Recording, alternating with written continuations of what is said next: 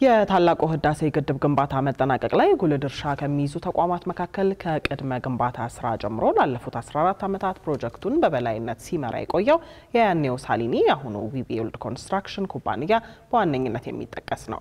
በዛሬው የዜና ጥንቅራችን ከጅማሮ አንስቶ እስኪጠናቀቅ ድረስ ጣሊያውያንና ኢትዮጵያውያንን በአብሮነት ያቆመውን የታላቁ ህዳሴ ግድብ የስራ ሂደትና ሌሎች ግድቡ ይዟቸው የመጡ ትሩፋቶችን እንደሚከተለው ልናስቀኛችሁ ወደናል። አቤል አበበ የዊቢውልድ መረጃዎችን በዋቢነት በመጠቀም ተከታዩን ጥንቅር አሰናድቶልናል። ወደዛው እንለፍ። E c'era tanta acqua. Mi vennero a prendere, mi portavano in cantiere. የአሁኑ ዊቢውልድ የቀድሞ ሳሊኒ ኮንስትራክሽን ከኢትዮጵያ ጋር ያለውን ትስስር የጀመረው በፈረንጆቹ 1957 ላይ ነበር። በዚያን ጊዜ ድልድዮችን፣ መንገዶችና አነስተኛ የውሃ ማከፋፈያ ፕሮጀክቶችን ተረክቦ መስራት የጀመረው ተቋሙ በኢትዮጵያ በቆየባቸው ዓመታት 30 ያክል ፕሮጀክቶችን ሰርቶ ማስረከቡን የሚነገረው የተቋሙን ችሎታ በእነዚህ በርካታ ፕሮጀክቶች የፈተሸችው ኢትዮጵያ በታሪኳ ግዙፍ የሆነውን የህዳሴ ግድብን ስትገነባም ቅድሚያውን የሰጠችው ለያኔው ሳሊኒ ኮንስትራክሽን ኩባንያ ነበር። በአሁኑ አጠራሩ ዊቢውልድ የኮንስትራክሽን ስራ ተቋራጭ ስር ከ2006 ዓ.ም አንስቶ የግድቡ የግንባታ ስራ አስኪያጅ የነበሩት አንቶኒዮ ፓሳራኒ እንዲህ የተንጣለለ ግድብ ሳይገነባ በፊት ያኔ ለመጀመሪያ ጊዜ ወደ ጉባ ተራሮች ያቀኑበትን ሁኔታ እንዲህ ያስታውሱታል። Mi vennero a prendere, mi portavano in cantiere. እዚህ የደረስኩት 2006 ላይ ነበር። ወደ ግንባታው ቦታ መጥተው ሲወስዱኝ በጣም ብዙ ውሃ ነበር። ይህ ቀጣዩ ጊዜ ከውሃ ጋር የምጋፈጥበት ለመሆኑ ምስክር ነበር። የተገኘነው ከሱዳን በ17 ኪሎ ሜትሮች ርቀት ከዋና ከተማዋ ከአዲስ አበባ ደግሞ በ700 ኪሎ ሜትር ርቀት ላይ ነው። የመንገድ ተደራሽነት አስቸጋሪ ነበር። ሁሉም መንገዶችም ጭቃማ የሆኑና ከሌላው አካባቢ የተነጠሉ ነበሩ። እንደውም ከስልጣኔ ሁሉ የተገለለ ነበር ማለት እችላለሁ። Le strade d'accesso. አማኑ እስመቱ ደግሞ የግድቡ ግንባታ ከመበሰሩና የመሰረት ድንጋይም ከመቀመጡ አንድ ዓመት አስቀድመው ጉባ ላይ በመክተም ለግድቡ ግንባታ የሚሆነውን ሲሚንቶ በላብራቶሪ ማናጀርነት ሲመረምሩ የቆዩ ናቸው። I arrived here August 2010. እኔ እዚህ የደረስኩት ሰኔ 2002 ዓ.ም ከ15 ዓመታት በፊት ነው። እናም በግድቡ ጅማሮ ላይ እዚህ ከደረሱ ጥቂት ሰዎች ውስጥ አንዱ ነኝ። ከዊቢውልድ ጋርም ቢሆን ከ1995 አንስቶ በተለያዩ ትልልቅ የግንባታ ፕሮጀክቶች ላለፉት 30 ዓመታት አብሬ ሰርቻለሁ። እንዲህ ባለው ግዙፍ ፕሮጀክት ላይ መሳተፍ መቻል ስለ እውነት ትልቅ ዕድል ነው። ለግንባታው የሚመጣው ሲሚንቶ ለ90 ቀናት በላብራቶሪ ሙከራ ይደረግበታል። ከግንባታው በኋላ ደግሞ ኮንክሪቱ እስከ 1 ዓመት ለሚደርስ ጊዜ ይፈተሻል።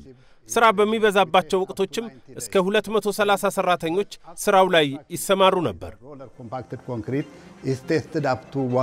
ከበርካታ ኢትዮጵያውያን ሰራተኞቹ ጋር የህዳሴውን ግድብ እውን ለማድረግ ከቦታው ላይ ከተመው ዊቢውልድ ይህንን ግዙፍ ፕሮጀክት እውን ለማድረግ በቅድሚያ በሺዎች የሚቆጠሩ ሰራተኞቹ የሚያርፉበትን ጎጆ መቀለስ፣ መንገዶቹንም እንደሚሆኑ አድርጎ ማበጃጀት ይጠበቅበት ነበር። ፕሮጀክቱን ለመገንባት በአንድ ጊዜ ብቻ እስከ 10,000 ሰዎች የሚሰማሩ እንደመሆኑ እነዚህ ሰራተኞችን ማሳረፍ የሚችሉ ቤቶችና መሰረተ ልማቶችን መገንባትም አስፈላጊ ጉዳይ ነበር። ስለዚህ ለማረፊያ የሚያገለግሉ 3 የመኖሪያ ካምፖች በሺዎች የሚቆጠሩ ሰዎች በየቀኑ የሚመገቡባቸው መመገቢያ ስፍራዎች ተገነቡ። ይህንን ፕሮጀክት እውን ለማድረግ ሺዎች ለበርካታ ዓመታት በቦታው ለመስፈር ቆርጠው ነበርና ክሊኒኮችና ትምህርት ቤቶች እንዲሁም የመዝናኛ ስፍራዎችም በቦታው ተሰናዱ። በጉባ ሰማይ ስር ባለፉት 14 ዓመታት የተሰራው የአፍሪካ ግዙፉ ግድብ ብቻ ሳይሆን ቤተሰብም ጭምር ለመሆኑ ምስክር የሚሆኑት ደግሞ የፕሮጀክቱ ሰራተኞች ናቸው። እዚህ በጣም ብዙ ህፃናት አሉ። ይዝናናሉ፣ አብረው ይጫወታሉ፣ በካምፑ ዙሪያ ይዘዋወራሉ። እንደምታዩት ካምፑም ደህንነቱ የተጠበቀ ነው። E si presenta in cantiere il secondo turno. ሰራተኞቻችን በሁለት ፈረቃ ነበር የሚሰሩት። ስራ በሚበዛበት ወቅት በኔ ስር ብቻ እስከ 5000 ሰራተኞች ይኖራሉ። የግንባታው ስፍራም ልክ እንደ ቤተሰብ የምንሰባሰብበት ነበር።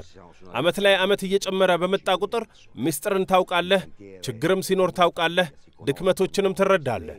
ይህ ካምፕና ቤተሰብ እያደገ መምጣቱን ስታይ የስብስብ ፕሮጀክቱን የሚያሳይና የሚያስጠራ በመሆኑ ትኮራለህ።